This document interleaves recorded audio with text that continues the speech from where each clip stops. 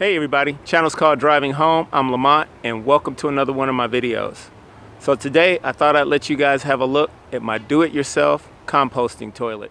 I actually set out to copy the C head, but somewhere in the process of cutting my wood I ended up kind of missing the mark a little bit. I'll put a side-by-side picture of the C head on the screen so you guys can see what I mean if you're not familiar with the C head toilet. But let's get in here and get a closer look at what I came up with for mine. Now, I found this toilet seat along with a few others really inexpensively at one of my local discount stores. I had to drill the hole in it for the handle that turns the agitator in the bucket, but I'll show you that in a little bit. And on the front here, we have the little window. And behind this is the pee jug. When you use a composting toilet, there's a diverter usually in the base of the toilet, and that diverts the urine up front and the solids in the rear.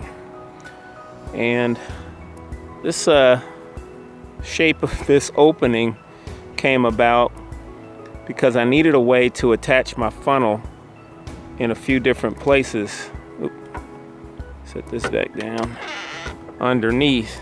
So I have 3 screws holding the funnel in place, and my first lid that I cut, I didn't leave enough wood there to attach the funnel, but I think this design will work, and hopefully it'll give me a chance to experiment with this composting design so that I can see how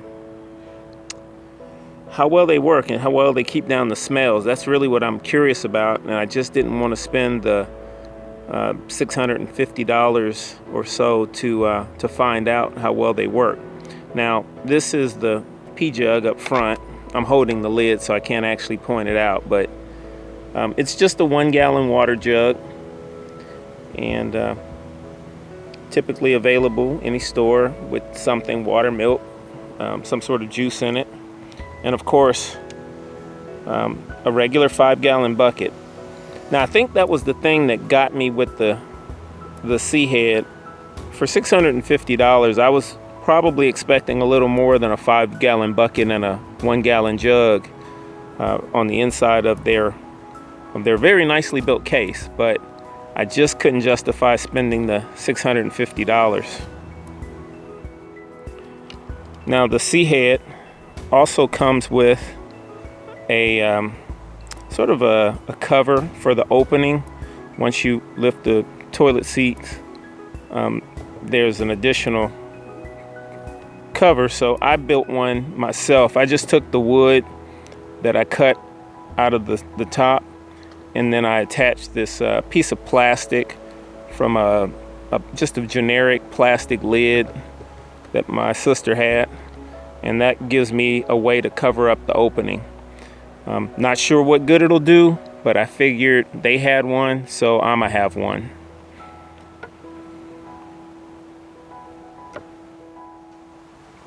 Now, of course, the basic design to a composting toilet is it has an agitator inside the bucket to blend the contents or the solids with the medium that you put in. In my case, I plan to use cocoa core, but in order to engage the agitator, I had to make a handle, and I'm only in the process of making this one. It's not quite done yet, but I have a socket on the end, welded to a bar, this welded to another bar, and on this other end, I'll put a handle of some sort, and that'll allow me to place the socket through the hole to engage the agitator, and then with a handle on this side, I'll be able to turn it, and that'll blend the solids with the cocoa core.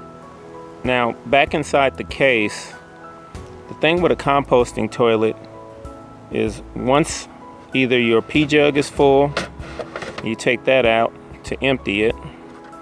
I'm sure you can dispose of that properly. And then when the solids container needs to be emptied, it's just a matter of lifting this out. And typically you'd have a trash bag available and you dump the contents in a trash bag. Return it back to the case, put your jug back in, add more medium inside the bucket, and it's ready to go. So there you have it, a quick look at my version of a composting toilet. Hopefully you enjoyed the video. Appreciate all the new subscribers, and thank you all for watching. We'll see you in the next video.